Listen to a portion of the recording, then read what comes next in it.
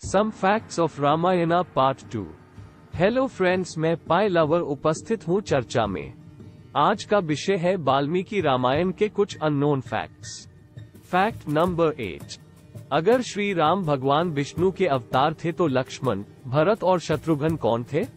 इसका जवाब है कि जब देवगण रावण वध की प्रार्थना लेकर भगवान विष्णु के पास गए, तब श्री हरि ने खुद को 4 स्वरूपों में प्रकट करके राजा दशरथ को पुत्र सुख देने का निश्चय किया। अतः वे चारों भाई भगवान विष्णु के ही अंश थे। Fact number 9। भगवान विष्णु के रामरूपी अवतार ने कितने वर्ष पृथ्वी पर बिताए? इसका उत्तर है 11,000 वर्ष। जी हाँ, भगवान विष्णु के राम रूपी अवतार ने 11,000 वर्ष पृथ्वी पर बिताए। Fact number 10। रामायण में काफी सारे वानरों का जिक्र मिलता है जो रावण वध में श्री राम के सहायक रहे। वे वानर कौन थे और क्यों वो राम की सहायता कर रहे थे? इसका जवाब है कि जब भगवान विष्णु राजा दशरथ के पुत्र भाव को प्राप्त हो गए, तब ब्रह्मा जी ने समस्त देवताओं से श्री राम के सहायक रूप में अपने ही तुल्य पराक्रमी वानर पुत्र उत्पन्न करने को कहा।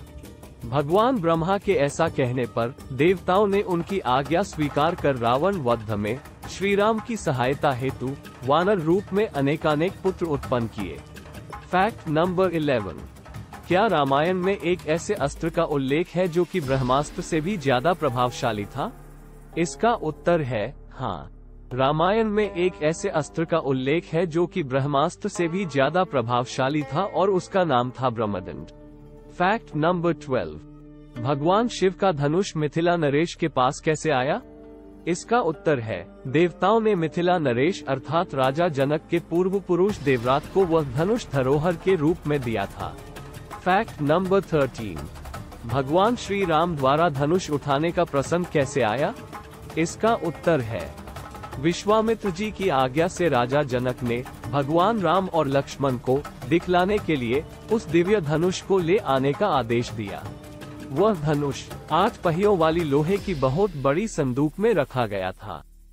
उसे मोटे ताजे 5,000 वीर किसी तरह ठेलकर वहां तक ला सके। फिर विश्वामित्र जी का आदेश पाकर श्री राम ने उस धनुष को देखा और उनकी आज्ञा लेकर उस धनुष को बीच से पकड़कर उठा लिया और खेल सा करते हुए उस पर प्रत्यंचा चढ़ा दी। और जैसे ही श्री राम ने उस धनुष को कान तक खींचा, त्यों ही वह धनुष बीच से ही टूट गया। Fact number 14। उस धनुष के टूटने पर क्या हुआ? इसका उत्तर है उस धनुष के टूटते समय उससे वज्रपात के समान बड़ी भारी आवाज हुई। उस समय महान भूकंप आ गया। मुनि व विश्वामित्र, राजा जनक, श्री राम और लक्ष्मण को छोड़कर वहां उपस्थित सभी लोग उस भयंकर आवाज से मूर्छित होकर गिर पड़े। Fact number 15। सीता जी का जन्म कैसे हुआ और उनका नाम सीता ही क्यों रखा गया? इसका उत्तर है एक दिन जब महाराजा जनक यज्ञ के लिए भूमि शोधन करते समय हल चला रहे थे, उसी समय हल के अग्रभाग से जोती गई भूमि, जिसे हराय या सीता भी कहते हैं, से एक कन्या प्रकट हुई जो स्वयं देवी सीता थी। हल द्वारा खींची गई रेखा से उत्पन्न होने के कारण उस कन्या का नाम सीता रखा गया। सीता अर्थात हल द्वारा खींची गई रेखा। दोस्तों, आज के लिए बस इतना ही। फिर लौटेंगे कुछ नए सब्जेक्ट्स और उनके फैक्ट्स के साथ। तब तक के लिए नमस्कार। दोस्तों, fact number 1 to fact number 7 तक जानने के लिए पार्ट 1 को देखना न भूलें।